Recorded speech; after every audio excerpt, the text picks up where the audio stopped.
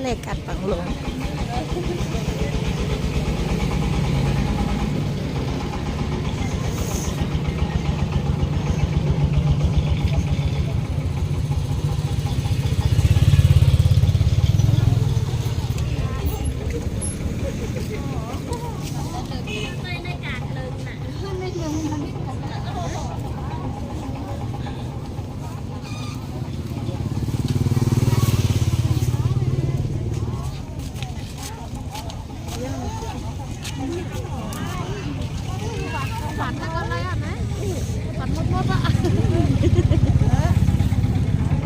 อันนี้จ้อยค่ะแกถือเนี่ย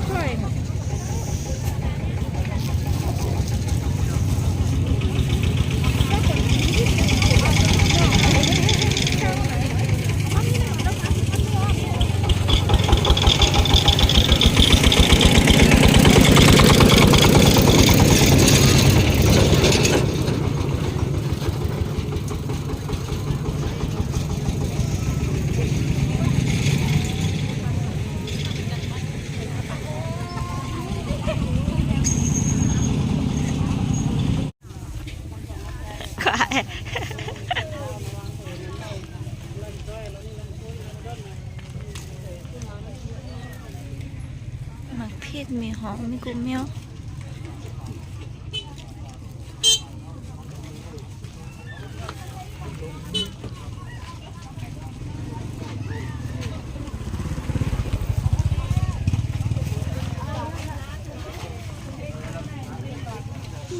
ปลาล้ำก็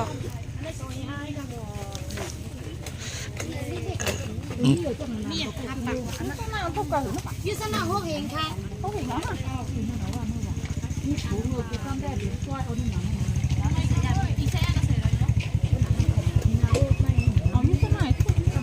เอาไหม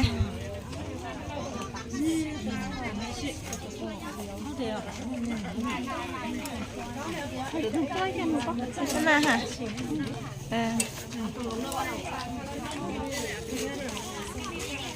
อะไรก็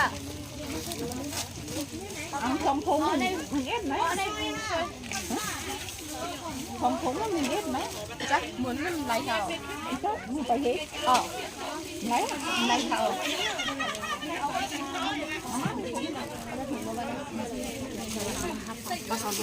เอาสองเมี่ยวแม่เมี่ยวอันนู้นกว่าวันเด้อสีแดงเนี่ยโอ้มีปลาตัวนี้แม่สิปลาตัวนี้อินเนี่ยตัวนี้เท่านี้ไงอ๋อไหนข้าวกล่องได้ก็อย่างนั้นไหนออมใจบอกว่าข้าวกล่องว่าเขาก็ร้อนกันบอกว่าได้ได้ที่ไหนด้วยดังตุ้งดีเต้เอ้ยไหนก็ใช่ร้านนี้ไหมใช่ปะอย่างแน่ให้พ่อวะนะถ้าทำให้ได้ไม่หรอกให้ชุมโลในเล่นน้ำก็ปัดตังรู้ไม่ต้องหายดีนะนะขาดในกันแน่เมืองไทยเดียวก็เหมือน